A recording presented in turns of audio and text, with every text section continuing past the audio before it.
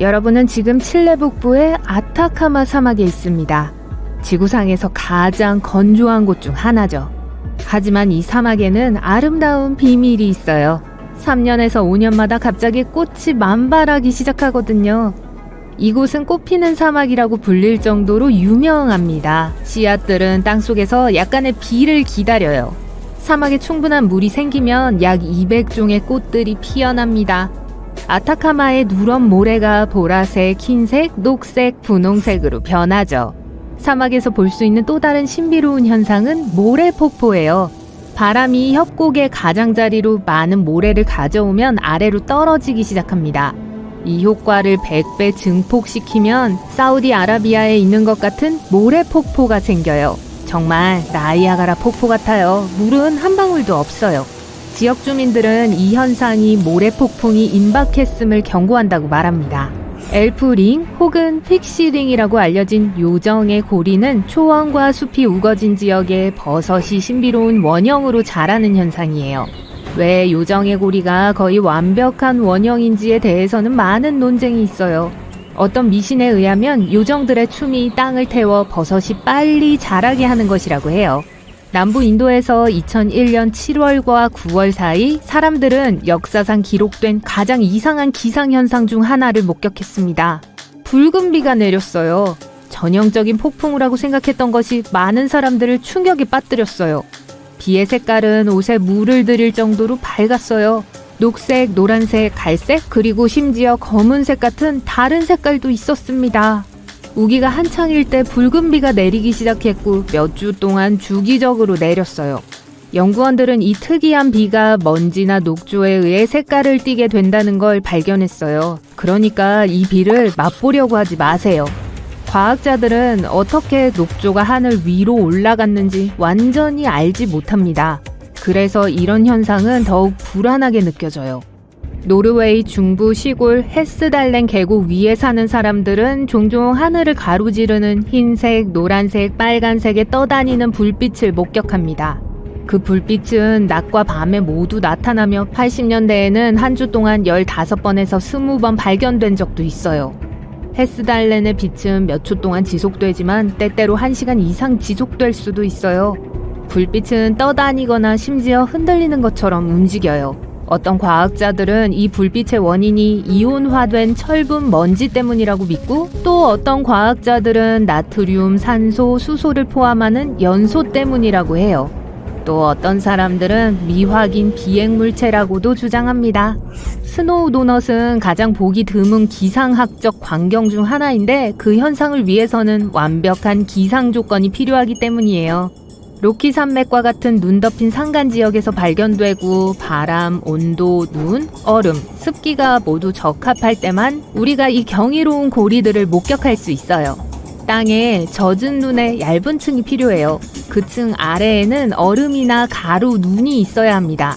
그리고 도넛을 마치 눈덩이처럼 언덕 아래로 굴릴 만큼 충분히 강한 바람이 불어야 해요.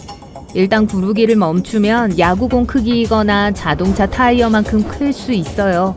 모두 바람이 얼마나 강한가에 달려있죠. 새로 형성된 스노우 도넛은 오래 지속되지 않으니까 얼른 카메라를 가져오세요. 그리고 머리 조심하세요. 여러분은 지구상의 다른 행성과 비슷한 생태계와 대기를 가진 곳이 있다는 걸 믿을 수 있나요? 자, 믿으세요. 루마니아 남동부에 위치한 모빌 동굴은 무려 550만 년 동안 완전한 어둠 속에 닫혀 있었습니다. 인부들이 건설 부지를 찾다가 비로소 그 동굴에 대해 알게 됐을 때까지는요. 과학자들은 동굴의 입구를 팠고 그 안에 완전히 독립적인 생태계가 번성하고 있다는 것을 발견했습니다. 수많은 터널을 지나 바위를 통과하는 통로가 뚫렸을 때 과학자들은 썩은 달걀 냄새가 나는 유황수 호수를 발견했어요. 공기는 황화수소로 가득 차 있었고 지구의 대기가 포함하고 있는 것보다 100배나 많은 이산화탄소를 가지고 있었어요. 말할 필요도 없이 이 공기는 독성이 강해요. 더 이상한 건 완전한 생태계가 이 동굴 안에 존재하고 있고 지구상의 어느 곳에서도 찾아볼 수 없는 33종의 생물이 있었다는 사실이에요. 이 동굴은 완전히 다른 대기를 가진 다른 행성에 무엇이 존재할 수 있는지를 우리에게 보여줍니다.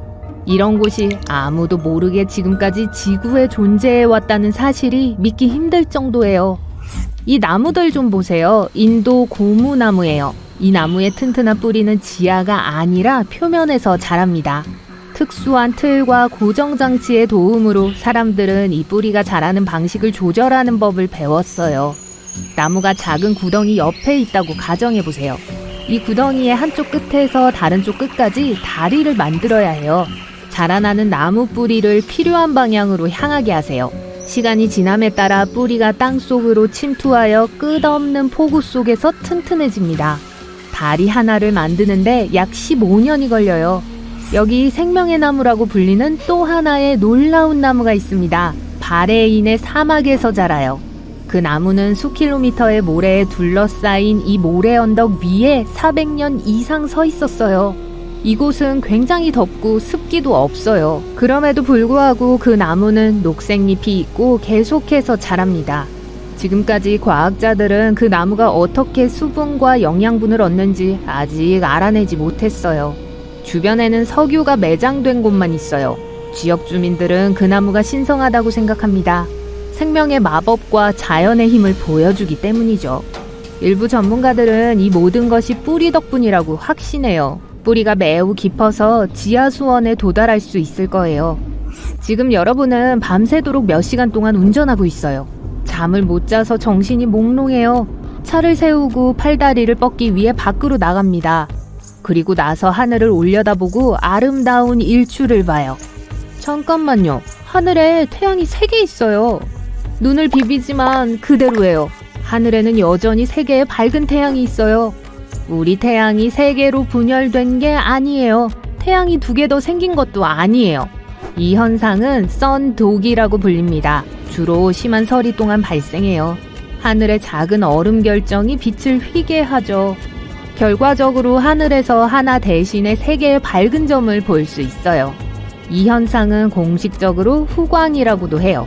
보통 태양 주위에 있는 원을 가리키죠. 심지어 밤에도 후광을 볼 수 있습니다. 가로등을 보면 불빛 주변에 있는 밝은 원을 볼 수 있어요.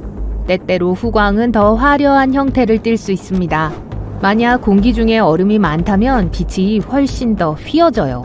마치 거울이 12개 있는 방 안에 있는 것처럼요. 그러면 후광이 사람의 눈 모양으로 보이기도 합니다. 이 때문에 가짜 새벽 현상이 발생할 수 있어요.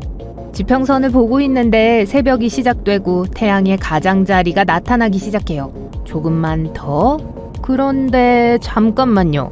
태양이 하늘에서 녹기 시작해요. 잠시 후 다시 어두워집니다. 그리고 불과 1분 후에 진짜 태양이 얼굴을 드러냅니다. 이것은 3개의 태양에서 본 것과 같은 빛의 공률 효과예요. 이번에는 빛이 수평이 아닌 수직으로 휘어집니다. 그리고 진짜 태양 대신에 하늘에 있는 얼음 결정체에 반사된 태양의 모습이 나타나죠. 하지만 지평선에 3개의 태양이 뜨는 일출은 실제로 존재합니다. 지구에서는 아니지만요. 340광년 떨어져 있는 곳이에요. 중심에 태양보다 거의 2배 큰 별이 숨어있는 항성계가 있어요. 2개의 작은 별이 이 거인 주위를 돌고 있어요. 이 이상한 세계에도 행성이 있어요. 그곳에서의 일몰과 일출은 정말로 3개의 태양과 함께 발생합니다. 이런 일몰을 보면서 사랑하는 사람과 공원 벤치에 앉아있는 데이트는 매우 성공적일 거예요. 가장 당혹스러운 자연현상에 대해 이야기하면서 사막에 내린 눈을 언급하지 않을 수는 없을 거예요. 네, 2018년 겨울 지구상에서 가장 건조하고 더운 곳 중 하나인 사하라 사막의 주민들이 잠에서 깨어났을 때 모래를 덮고 있는 두꺼운 눈을 발견했어요. 어떤 곳에서는 모래 언덕 위에 내린 눈의 두께가 38cm에 달했어요. 그러나 기상학자들은 이 흥미로운 현상에 대한 설명을 했습니다. 차가운 공기 덩어리가 최근의 폭풍으로 인한 강수량과 결합되어 비 대신에 눈이 내렸다고 해요. 이 경우에는 뭘 하면 좋을까요? 눈 낙타를 만들까요?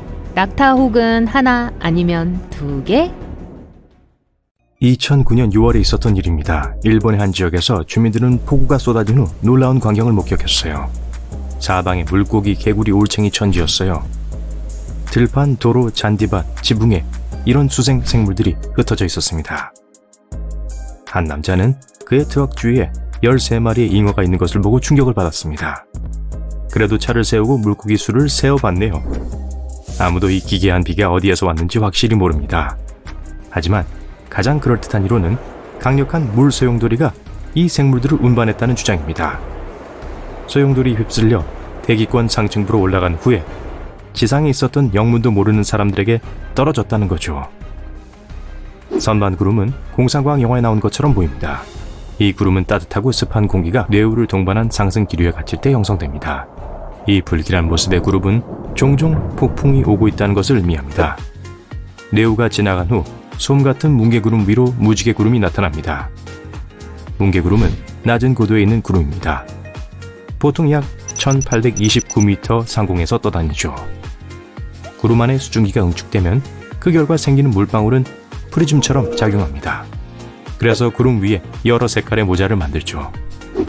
나팔꽃 구름은 매우 희귀합니다. 마치 하늘을 가로지르는 거대한 튜브처럼 보여요.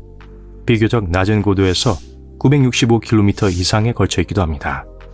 대부분의 연구자들은 상승 기류가 구름을 통과해 빠져나갈 때 이런 구름이 나타나는 데 동의합니다. 그렇게 그 특유의 말린 모양이 만들어지는 거죠. 구름 뒷부분의 차가운 공기가 구름 아래쪽으로 가라앉게 합니다. 유일한 장소는 아니지만 나팔꽃 구름을 볼 수 있는 최고의 장소는 호주의 카르펜타리아만입니다. 만약 이 구름을 보기 위해 그곳에 간다면 9월 말에서 11월 초 사이의 기간을 선택하세요. 2012년 하늘이 처음에는 불길하게 어두워지더니 노랗게 변했습니다. 그 후 파란색 젤라틴 같은 공이 땅에 떨어지기 시작했습니다. 영국의 한 남자가 우박이 내리는 동안 밖에서 이 공들을 발견했습니다. 그는 차고로 걸어가다가 흰 우박 사이에서 유난히 밝은 무언가를 발견했어요. 연구원들이 이 젤리비를 조사했고 그 공이 기적이나 화분용 흙에 사용되는 물질로 만들어졌다는 걸 알아냈습니다. 액체를 흡수하기 위해 사용되죠. 이 공들이 정말 하늘에서 떨어졌는지는 아직 불분명합니다. 아니면 녹은 얼음이 이미 존재하고 있었던 크리스털을 눈 깜짝할 사이에 팽창하게 한 걸 수도 있어요. 머리 위에 떠있는 커다란 흰 구름은 유방운이라고 합니다. 그걸 보면 하늘이 무너지고 있다고 착각할 수도 있어요. 대부분의 구름은 공기가 대기로 상승할 때 형성되지만 유방운은 그렇지 않습니다. 이것은 습하고 차가운 공기가 하강해서 건조한 공기와 섞일 때 나타납니다. 결과는 울퉁불퉁하게 생긴 구름이 됩니다. 그런데 이 현상을 발견하면 나쁜 날씨가 코앞에 다가오고 있다는 뜻이기도 합니다. 형형색색의 자기구름은 대기 중에 매우 높이 형성됩니다. 상업용 비행기의 순항 고도보다 2배 더 높은 곳에 말이죠. 그 정도로 높은 곳의 공기는 매우 건조하고 차갑습니다. 자기구름 속의 얼음 결정체는 일반 구름을 형성하는 얼음 결정체보다 훨씬 작습니다. 그래서 다른 방식으로 빛을 분산시킵니다. 그래서 구름이 자기 색깔을 띠게 만들어요. 붉게 물든 비는 공포 영화보다 더 무섭게 보입니다. 하지만 실제로 이 기상현상에 이상하거나 비자연적인 점은 없습니다. 사람들은 고대 로마 시대부터 이러한 주홍빛 비에 대해 알고 있었어요. 때때로 강한 바람은 대기로 붉은 먼지를 들어올려 멀리 운반합니다. 다른 은하까지요. 결국 이 먼지는 구름과 섞여 비를 물들이게 됩니다. 그건 그렇고 탄광의 먼지는 비를 검게 만들 수 있어요. 꽃가루는 노란 비의 원인입니다. 그리고 어떤 다른 종류의 먼지는 빗물을 하얗게 만들 수도 있어요. 호주에서는 가끔 거미가 비처럼 내립니다. 그것은 이 거미들이 풍선처럼 이동하기 때문입니다. 이건 매우 특이한 여행 방식이에요. 거미는 높은 나무나 관목의 꼭대기까지 올라갑니다. 그리고 몇 가닥의 거미줄을 뽑아냅니다. 이 가닥은 거미가 바람에 실려갈 수 있도록 도와줍니다. 풍선처럼 하늘을 나는 거미를 발견하는 건 쉽지 않아요. 하지만 가끔 만약 날씨가 특히 습하고 물쾌할 때 대규모 풍선 이동 현상이 발생합니다. 그러면 주의를 기울이지 않을 수 없을 거예요. 수백만 마리의 거미들이 더 나은 조건을 갖춘 다른 곳을 찾기 위해 여행을 떠납니다. 마치 밖에 눈이 오는 것처럼 보일 거예요. 하지만 아닙니다. 땅으로 착륙하는 거미들이에요. 하늘에서 거대한 둥근 원반을 본 적이 있나요? 아마도 그것들은 렌즈 구름이었을 거예요. 이것은 보통 산이나 언덕과 같은 크고 높은 곳에 형성됩니다. 강한 바람이 어떤 장벽과 부딪히면 공기 파동을 만듭니다. 공기가 그 장애물을 감싸게 됩니다. 장벽이 높을수록 그 위로 올라가는 공기는 더 차가워집니다. 어느 순간 그 안에 함유된 수분이 물방울로 변합니다. 그리고 특이한 구름을 형성하죠. 렌즈 구름은 파도, 피자, 심지어 팬케이크 더미처럼 보일 수 있어요. 맛있겠죠. 화산 토네이도는 아마도 가장 무서운 자연현상 중 하나일 겁니다. 화산이 폭발할 때 붉게 달아오른 바위와 재가 공중으로 높이 내뿜어집니다. 고체 용암 조각과 뜨거운 가스는 화산의 경사면을 따라 이동합니다. 이 흐름이 아래로 이동하면 갇힌 가스 중 일부가 상승하면서 동시에 회전하기 시작합니다. 주변의 공기에 의해 압축되어 점점 더 빠르게 회전하게 됩니다. 이렇게 화산 토네이도가 탄생합니다. 다행히도 이 현상은 수명이 매우 짧습니다. 2018년 3월 19일 엘라바마 주민들은 목숨을 걸고 뛰어했습니다. 그렇지 않으면 하늘에서 떨어지는 거대한 얼음 덩어리에 맞을 수 있었거든요. 수백만 달러 상당의 피해를 입힌 것은 바로 끔찍한 우박이었어요. 우박이 내린 후 그 지역은 처참한 모습이었어요. 부서진 가게 창문, 깨진 자동차 앞유리, 박살난 광고판, 지붕에 난 구멍. 적어도 연구원들은 컬먼 마을 근처에서 우박을 발견하고 흥분했습니다. 이 소프트볼 크기의 괴물은 지름이 12cm가 넘었습니다. 엘라바마주 기록을 세운 건 당연한 거였어요. 원통형 스노우 도넛은 돌풍이 눈덩이를 만들 때 발생합니다. 눈이 내리는 지역을 가로질러 눈덩어리가 굴러가기 시작합니다. 만약 다른 눈덩이 같았다면 결국 바람이 움직이기엔 너무 무거워질 거예요. 하지만 스노우 도넛의 가운데는 텅 비어 있습니다. 이것은 안쪽 층이 너무 얇아서 도넛이 형성될 때 날아가기 때문입니다. 그래서 눈덩이를 보다 더 가볍게 만들죠. 그래서 더 멀리 굴러가게 되죠. 안타깝게도 아무 곳에서나 스노우 도넛을 볼 수 있는 건 아니에요. 스노우 도넛은 희귀한데 매우 까다로운 조건이 모두 갖춰져야 하기 때문입니다. 달무리는 무지개보다 훨씬 더 희귀한 현상입니다. 달무리는 직사광선이 아닌 달빛에 의해 발생하며 거의 보름달일 때만 발생합니다. 달무리는 희미하고 종종 흰색으로 보입니다. 하지만 그건 착각일 뿐이에요. 사람의 눈은 모든 색을 분간할 수 있을 정도로 민감하지 않아요. 구상번개는 작은 떠다니는 빛의 구입니다. 오렌지색, 노란색 또는 심지어 빨간색일 수도 있어요. 때때로 구상번개는 하늘에서 내려옵니다. 어떨 땐 땅 위 수미터 상공에서 갑자기 나타나기도 합니다.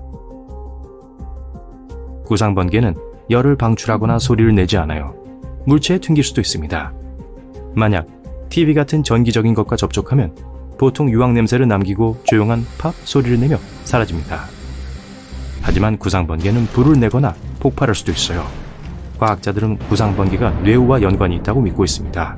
하지만 아직 확실한 증거는 없어요. 안개 무지개는 거의 흰색인데 안쪽은 옅은 파란색이고 바깥쪽은 옅은 빨간색입니다. 따뜻한 공기가 훨씬 더 차가운 물과 접촉할 때 차가운 바다나 해양 위에서 안개 무지개를 볼 가능성이 더 높습니다. 이 현상은 또한 태양이 밝고 안개가 빛이 통과할 수 있을 만큼 옅을 때 발생합니다. 화산모는 가느다란 용암실입니다. 황금빛으로 아름답게 보이지만 손으로 집을 생각은 하지도 마세요. 네, 다칠 수 있어요. 바람은 때때로 활화산에서 나오는 작은 용암 방울을 잡습니다. 이 방울들은 화산에서 몇 킬로미터 떨어진 곳으로 운반됩니다.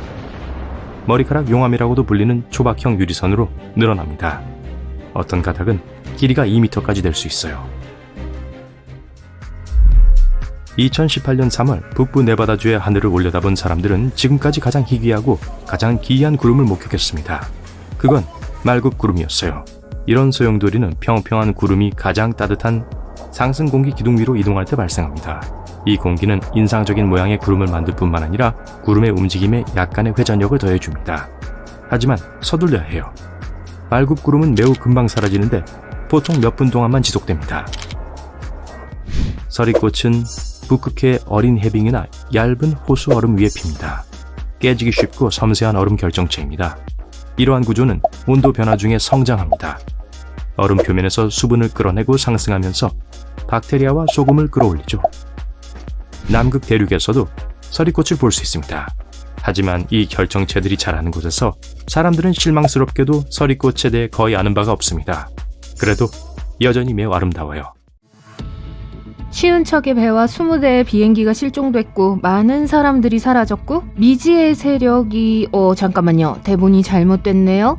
버뮤다 삼각지대는 트란실바니아에 있죠? 죄송해요. 자, 옛날 옛적의 트란실바니아의 중심부에는 사람들이 트란실바니아의 버뮤다 삼각지대라고 명명한 신비한 장소가 있었어요. 이 뒤틀린 나무와 얽힌 덤불을 보세요. 금방이라도 나무 뒤에서 사악한 생물이 나타날 것만 같고, 심지어 이야기처럼 우주에서 온 유령이나 신비한 생물이 있을지도 모른다는 생각이 들 정도예요. 이 숲은 1960년대에 한 남자가 여자친구와 친구 몇 명과 함께 따뜻한 8월의 오후를 보내고 있었을 때 유명해졌어요. 갑자기 여자친구가 하늘에서 이상한 걸 가리켰어요. 한 남자가 그녀가 서 있던 곳으로 가까이 다가갔고 놀랍게도 그도 그것을 봤어요. 하늘에서 빛나는 이상한 은색 디스크였죠. 그는 재빨리 카메라를 꺼내서 소름 끼치는 물체가 사라지기 전에 4장의 사진을 찍었어요. 그 물체는 불과 2분 동안 거기에 있었어요. 하지만 이 남자는 필름을 현상했고 그의 사진은 지역신문에 게재되었습니다. 많은 사람들이 이에 대해 회의적이었어요. 이상한 조명에서 찍힌 사진이기 때문에 우주선처럼 보이는 기상풍선일 가능성이 높다고 주장했죠.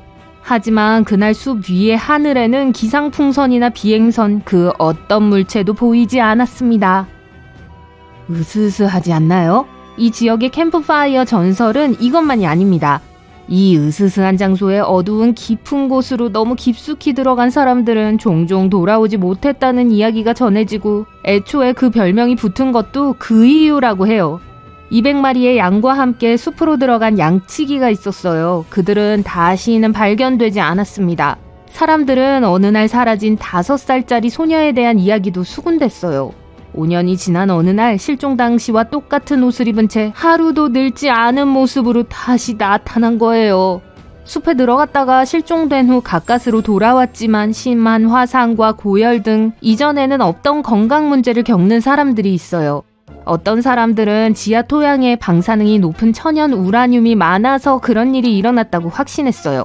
그리고 다른 사람들에 따르면 이 숲에 오면 누군가 자신을 지켜보고 있는 것 같거나 전자기기가 갑자기 꺼지는 느낌이 드는 건 드문 일이 아니라고 했어요. 이 숲은 전설이 아닌 풍부한 역사를 가지고 있어요. 일부 자료에 따르면 기원전 6500년까지 거슬러 올라가는 루마니아에서 가장 오래된 정착지가 이곳에 있었다고 합니다. 나무는 그 자체로 꽤 신비로워요. 소름 끼치는 나선형이나 예상치 못한 지그재그 패턴으로 자라요. 일부 과학자들은 이 현상을 탐구하기 위해 그곳에 갔지만 왜 그런지에 대한 해답은 찾지 못했습니다. 마치 나무가 팔다리를 비틀어 사람이 보지 않을 때 손을 뻗어 사람을 잡으려는 것처럼 보여요. 그리고 흥미로운 점은 이렇게 뒤틀린 나무들이 시계 방향의 나선형으로 뻗어 있다는 거예요. 하지만 전설에 따르면 나무나 다른 종류의 초목을 찾을 수 없는 숲의 특정 지역에서 설명할 수 없는 많은 일들이 일어났다고 해요. 바로 더 클리어링이라는 완벽한 원입니다. 이 모든 이야기에서 영감을 얻은 공포 영화의 완벽한 이름이죠. 초목이 없는 이 지역의 토양을 검사한 결과 식물이 자라지 못하게 할 만한 이상한 물질이나 이상 징후는 발견되지 않았어요. 일부 지역 주민들은 숲에 긍정적인 에너지가 있다고 믿기 때문에 그곳에서 소원을 빌면 좋다고 생각해요. 하지만 더 많은 사람들은 숲 한가운데서 신비한 구가 튀어나오거나 외계에서 온 불빛과 같은 초자연적인 활동에 대한 이야기를 들려주며 상상력을 마음껏 펼치죠. 드라큘라든 드라큘라 성이든 이제는 한 발 물러나야 할 것 같네요. 트란실바니아의 무서운 이야기는 드라큘라만이 아니니까요. 오늘 밤 잠을 잘 수 없는 또 다른 이유는 바로 무네카스 섬 또는 인형의 섬이에요. 멕시코시티 근처에 으스스하고 어두운 운하물 한가운데 작은 섬이 있어요. 언뜻 보기에는 매력적으로 보일지 몰라요. 나무에 매달려 있고 무성한 초목에 흩어져 있는 수백 개의 인형이 있는 곳이라는 사실을 알기 전까지는 말이죠. 이 인형들은 낡고 썩어가고 있어요. 시간이 지남에 따라 색이 바래고 한때 명랑했던 얼굴은 이제 절망과 공포의 표정으로 뒤틀려 있어요. 이 불안한 장소 뒤에는 슬픈 이야기가 있습니다. 50여 년 전 가족을 떠나 섬에서 홀로 살던 은둔형 외톨이 돈 줄리안 산타나가 이 섬에 살았다고 해요. 그는 운하에서 잃어버린 인형을 강박적으로 수집하기 시작했어요. 더 많은 인형을 얻기 위해 자신이 키운 인형을 지역 주민들과 거래하기도 했다는 이야기가 전해집니다. 그 남자는 인형을 닦거나 고치는데 전혀 관심을 보이지 않았어요. 인형을 발견한 상태와 상관없이 인형으로 섬을 장식하기만 했죠. 멀쩡해 보이는 인형도 비바람에 망가져 버렸어요.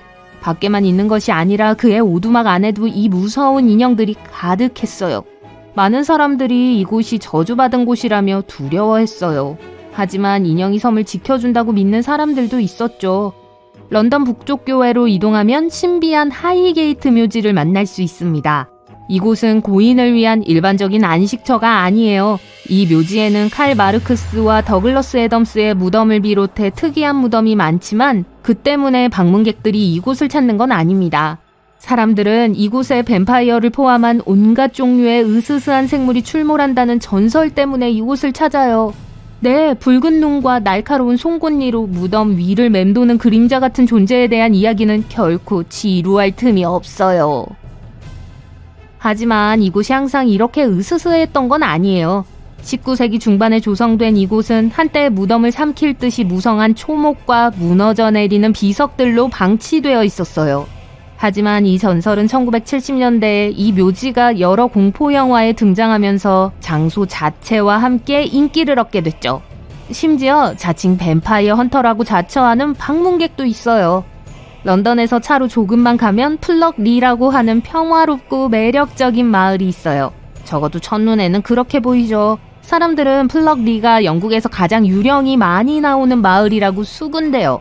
구불구불한 거리를 지나가다 보면 유령이 출몰한다는 전설이 전해지는 여러 장소를 만나게 될 거예요. 그중 상당수는 4세기 이상 영주의 지위를 누렸던 대린 가문과 관련이 있어요.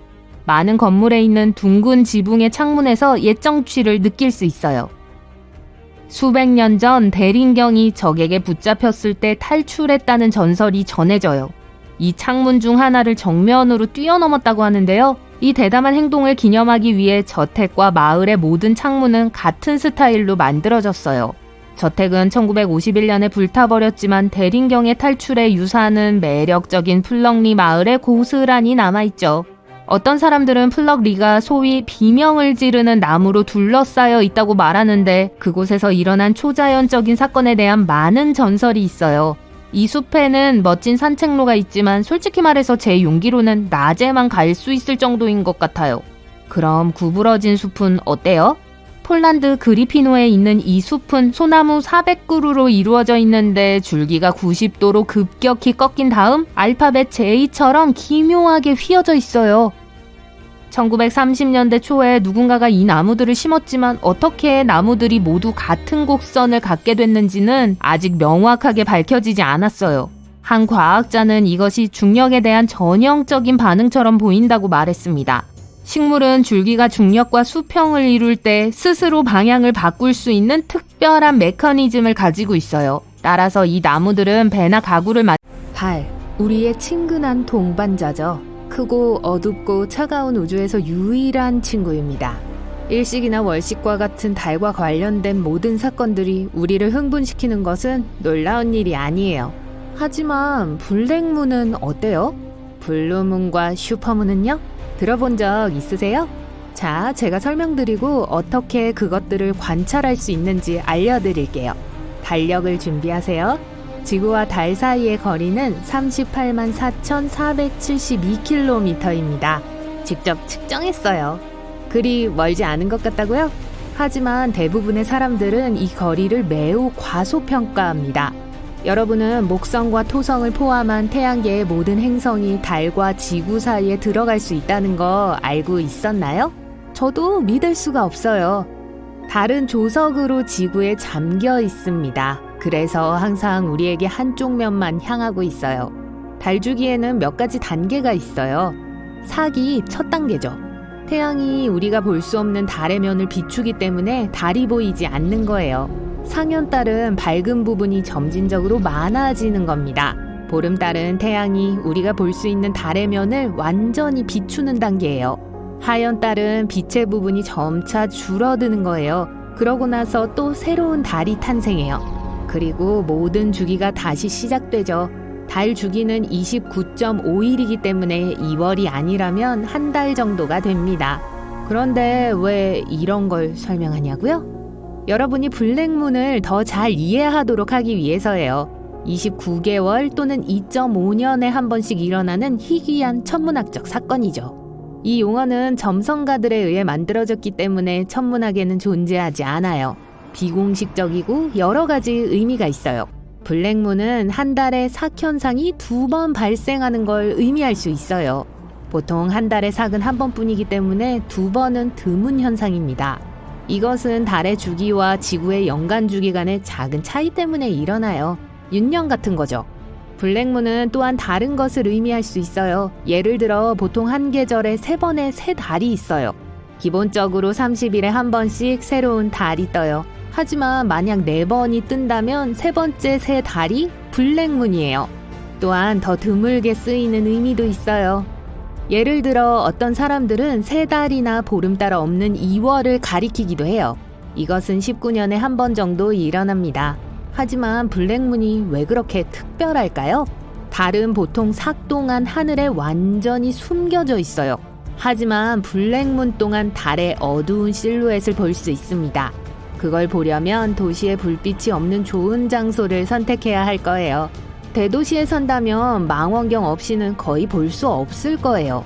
또한 이 현상이 일어나는 동안 하늘이 매우 어둡기 때문에 목성과 금성뿐만 아니라 이전에 숨겨져 있던 다른 별자리들도 볼 수 있어요. 가장 최근에 발생한 블랙문은 2022년 4월 30일이었어요. 미국의 대부분의 지역에서 블랙문을 관찰할 수 있었어요. 태평양, 알래스카, 하와이 시간대를 제외한 지역에서요. 알로하! 네, 안타깝게도 블랙문에 대해 처음 듣는 것이라면 이미 기회를 놓쳤어요. 이제 2.5년을 더 기다려야 합니다. 다음 블랙문은 표준적인 정의에 의하면 2024년 9월, 계절적 정의로는 2023년 5월 19일에 발생할 거예요. 하지만 걱정하지 마세요. 언제든 다른 천문학적 현상을 볼 수 있어요. 바로 블루문이죠. 농담이 아니에요. 진짜예요. 물론 말 그대로 파란 달이 뜨는 건 아니에요. 블루문은 점성가들이 한 달에 2번째 보름달을 가리키는 거예요. 블랙문과 블루문은 의미상 비슷하긴 하지만 사실 정반대예요. 블랙문은 한 달 안에 2번째 발생하는 삭현상이고 블루문은 2번째 보름달을 말합니다. 둘 다 29개월마다 발생해요. 그렇게 드문 일은 아니죠? 아이러니하게도 블루문은 아주 드물게 일어나는 일을 가리키기도 해요.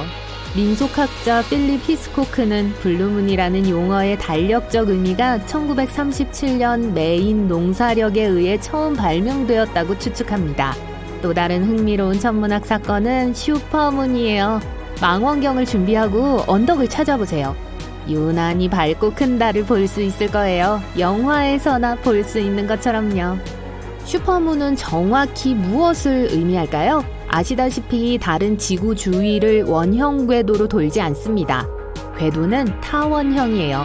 그리고 지구에서 가장 가까운 곳은 근지점이라고 불립니다. 슈퍼문은 보름달이 근지점과 일치할 때 발생하는 현상이에요. 이것 때문에 달이 우리에게 특히 크고 밝은 것처럼 보이죠. 슈퍼문은 직경이 평소보다 14% 더 크고 30% 더 밝아 보여요. 그런데 이 현상은 종종 소위 달착시와 혼동됩니다. 달착시 동안 달은 지평선 위로 낮게 떠 있어서 시각적으로 더 크게 보여요. 1년에 12번에서 13번의 보름달 중 서너 번이 슈퍼문입니다. 하지만 대부분은 그다지 다르지 않아요.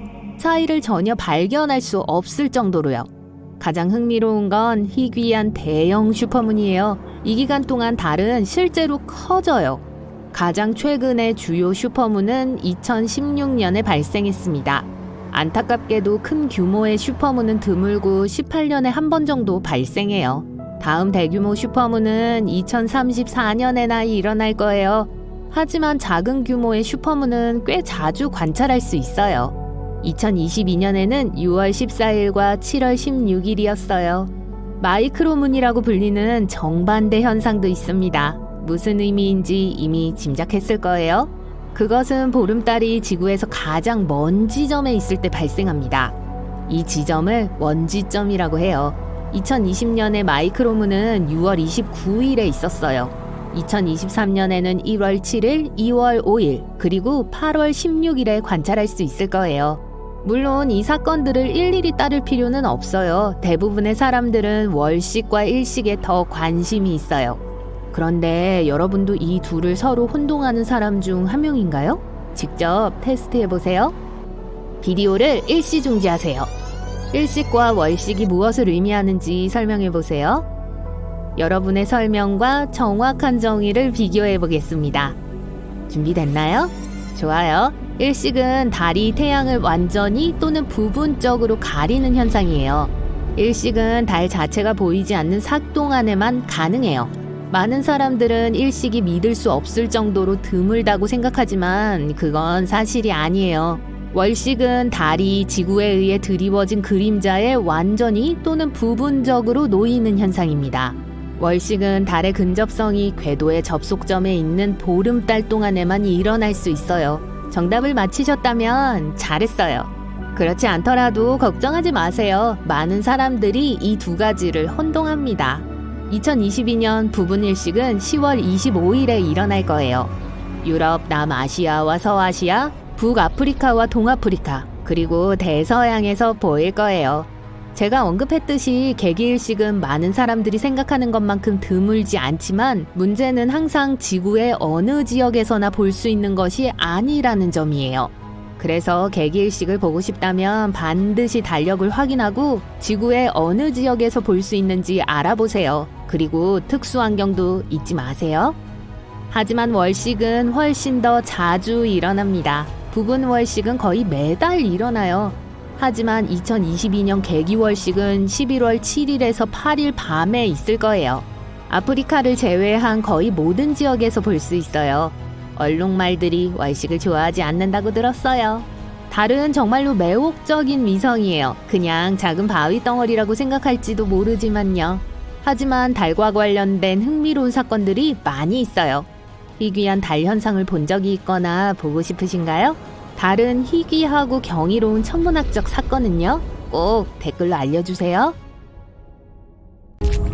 아래에서 우르렁거리는 소리가 느껴져요. 아니요, 여러분의 배 말고요. 낮고 불길해요. 위로 올려다보니 땅 위에 걸려있는 이상한 불빛이 보여요. 하늘 높이 떠있는 반짝이는 빛의 공 같아 보여요. 목이 말라서 침을 꿀꺽 삼켰어요. 사람들은 이걸 지진 발광이라고 불러요. 이 현상에 대한 이해는 아주 적으나 목격자들은 다양한 모양과 크기로 이 현상을 보았다고 했어요. 이것은 불빛 공, 판번개, 띠 그리고 하늘의 지속적인 빛의 형태일 수 있어요. 곧 강한 지진이 뒤따르죠. 과학자들은 왜 이런 불빛들이 나타나는지 설명하지 못하며 항상 증명하지 않죠. 어떤 사람들은 대기 중으로 방출된 지하가스의 반응이라고 믿어요.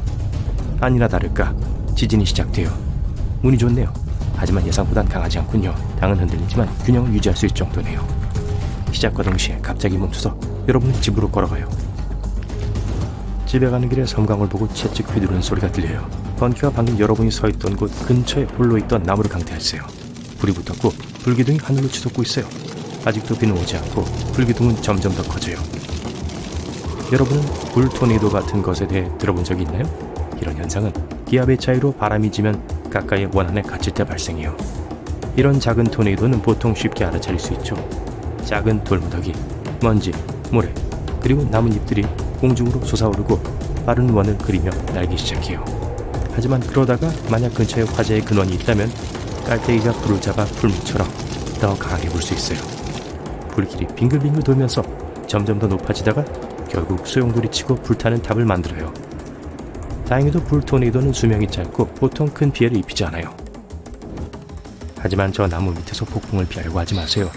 플로리다와 캐리비안 해안의 일부 지역에서 이 특이한 식물을 발견할 수 있어요. 겉으로는 전혀 특별해 보이지 않죠?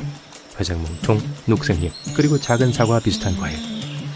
여러분이 기억해야 할 것은 절대로 이 사과를 따지 말고 특히 비가 올 때 나무 옆에 서 있지 말라는 거예요.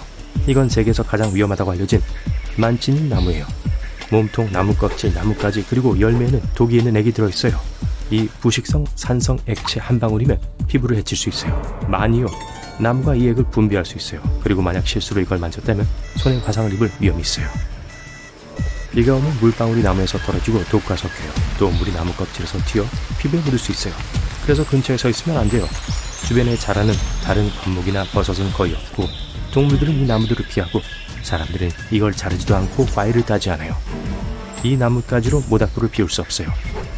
타는 나무는 눈에 손상을 입힐 수 있는 유독성 연기를 내뿜어요. 현지인들은 이 나무를 잘 알지만 관광객들과 여행객들은 잘못하다가 다칠 수 있어요. 그래서 대부분의 만치리 나무는 페인트로 표시되어 있거나 경고 표지가 있어요. 베네수엘라 서부 카타툼보 강 근처에 사는 주민들은 거의 매일 밤 번개를 보기 때문에 번개를 두려워하지 않아요. 오후 7시경에 시작되어 새벽까지 끝나지 않죠. 끊임없이 치는 카타툼보 번개는 2010년 1월부터 3월까지 몇 달 동안 멈춘 적이 한 번 있어요. 아마도 가뭄 때문이었을 거예요. 아니면 전화가 다 떨어졌던 걸 수도 있어요. 1991년 한 과학자는 이 현상이 그 지역에서 만나는 차고 따뜻한 기류 때문에 일어난다고 제기했어요. 또 다른 이론은 번개가 기반함에 있는 우라늄에 의한 것일 수도 있다고 해요. 모든 번개가 구름 안에서 일어난 건 아니에요. 지저분한 폭풍우라고 불리는 희귀한 현상이 있어요. 번개가 화산 위에서 발생하는 건데 가장 유명한 건 일본에 있어요. 거의 매일 분출하고 공중으로 검은 구름을 높이 내뿜죠. 그래서 엄청나게 무서운 화산구름인데 거기다가 번개까지 있어요. 우후! 보통의 번개는 폭풍우 동안 얼음 결정이 서로 부딪힐 때 일어나요. 지저분한 폭풍우 속에서 화산재 조각들이 충돌해 마찰을 일으켜 하늘에 불을 붙이죠. 지구상에서 가장 덥고 가장 건조한 곳 중 하나인 아프리카의 다나킬 사막에서는 기온이 종종 화씨 50도 이상으로 올라가요. 이 세상이 아닌 풍경에는 염소와 유황과 같은 유독가스를 내뿜는 활화산과 간헐천이 많이 있어요. 그 활기찬 녹색, 강청색과 노란색의 물은 모두 마그마에 의해 데워진 비와 바닷물이에요. 여기서 한 발짝 잘못 내디디면 여러분 영원히 죽은 목숨이에요. 이것은 2009년 6월에 일어났어요. 폭풍우가 내린 후 일본의 일부 지역 사람들이 집을 떠났는데 사방에서 물고기, 개구리, 올챙이를 보게 되었죠. 들판, 도로, 잔디밭 그리고 옥상은 이 수중생물들로 난장판이었죠. 한 남자는 그의 트럭과 주변에 13마리의 잉어가 있는 걸 보고 충격을 받았어요. 몇 마리인지 세력을 멈춘 것 같네요. 이 기괴한 비가 어디에서 왔는지 아무도 확실히 알지 못해요. 하지만 가장 인기 있는 이론은 강력한 용얼음이 이 모든 생물들을 들어올린 거라고 주장해요. 그러고 나서 이걸 상층 대기로 운반해서 안에 있던 아무것도 모르고 있는 사람들에게 생물들을 떨어뜨린 거죠. 이제 캐나다의 아브라함 호수에 오신 걸 환영합니다. 완전히 얼어있어요. 여러분은 투명한 얼음 위에 올라서서 아래의 풍광을 내려다봐요. 물고기는 없고 그냥 신비스러운 얼어버린 기포들 뿐이에요. 마치 얼음에 얼어붙은 작은 구름이나 겨울 재킷을 챙겨 입는 걸 잊은 해파리 같아 보여요. 메탄으로 이루어진 수천 개의 작은 기포들이 있어요. 하지만 그걸 만지려고 얼음에 구멍을 파지 마세요. 메탄은 가연성이 아주 높아요. 이건 메탄을 생성하는 박테리아가 나뭇잎, 풀, 곤충 또는 호수에 유입되는 다른 유기물을 먹어서 만들어졌어요. 메탄이 얼음 물에 닿으면 수만 개의 얼어붙은 작은 공으로 변해요. 얼음이 녹으면 터져서 지글거리죠. 비슷한 호수가 북극해 일부 해안 근처에서 발견될 수 있어요. 그곳의 기포의 크기는 열기구의 몇 배에 이를 수 있어요. 확실히 아름답지만 사실 안전하지 않죠. 다음 충격적인 호수는 인도네시아에 있어요. 자바 섬입니다. 풀과 나무가 우거져 있는 장엄한 화산에 왔어요. 화산은 잠들어 있는 것 같지만 연기가 쏟아져 나오고 있어요. 정상에 올라요. 지치고 피곤하고 땀이 나고 여러분은 더위를 식힐 준비가 되었어요. 잘했어요. 정상에 올랐어요. 여러분은 화산 입구를 들여다봅니다. 끓는 용암은 없고 저 아래 아름답고 밝은 청록색 호수만 있네요. 오아시스 같아요. 상쾌하게 다이빙할 완벽한 순간이네요. 달려 내려가 뛰어들 준비를 해요. 하지만 물이 아니라 산성물이에요. 유황가스는 화산 아래에서 호수로 들어가요. 호수 자체는 금속으로 가득 차 있어요. 가스가 거기에 닿으면 저 아름다운 청록색 물을 만들어내요. 제 말은 산성물이요. 가장 가까운 마을로 돌아가서 쉬었다가 날씨가 더 선선해지는 밤에 돌아오는 게 좋겠어요. 어둠 속에서 호수가 빛을 내는 것 같아요. 그 바로 위에 빛으로 가득 찬 폭발하는 작은 구름들을 볼 수 있을 거예요. 유황가스가 호수에서 나와 공기와 결합해 밝은 푸른빛으로 빛나요. 그래도 너무 가까이 가진 마세요. 바다는 불길한 붉은색으로 변하고 어떤 생물도 그 속에서 살아남을 수 없어요. 무슨 암흑 마법 같은데요. 사실 이것은 적조라고 불리는 특정한 색조를 물에 더해주는 걷잡을 수 없이 퍼져나가는 작은 해조류예요. 이것들은 해양 포유류, 새, 그리고 거북뿐만 아니라 그걸 먹고 사는 생물들을 파괴하는 독소를 갖고 있어요. 인간의 경우 이것과 접촉하면 호흡장애나 바다 식중독에 걸리게 돼요. 때로 심지어 거대한 배들도 이렇다 할 이유 없이 공해에서 가라앉았어요. 그 이유는 종종 수중 화산이 잠자는 동안에도 발생시키는 거품의 주머니 때문이에요. 이 생산적인 마그마 공장들은 물밑 2600m에 숨겨져 있어요. 깨어날 때 마치 육지 화산처럼 행동하고 파괴적인 쓰나미를 일으킬 수 있어요. 이 나무는 병처럼 생겼는데 어쩐지 병나무라고 불린다 했네요. 나미비아에서 자라고 많은 관광객들을 끌어모으죠. 하지만 이 나무는 지구상에서 가장 위험한 나무 중 하나니까 너무 가까이 가지 마세요. 우유 같은 액이 나무 몸통 안쪽에 흘러요. 이건 인체의 독성이 아주 강해요. 하지만 밝은 면을 보자면 이 나무들은 붉은 속이 있는 아름다운 분홍색과 흰색의 잎을 갖고 있어요.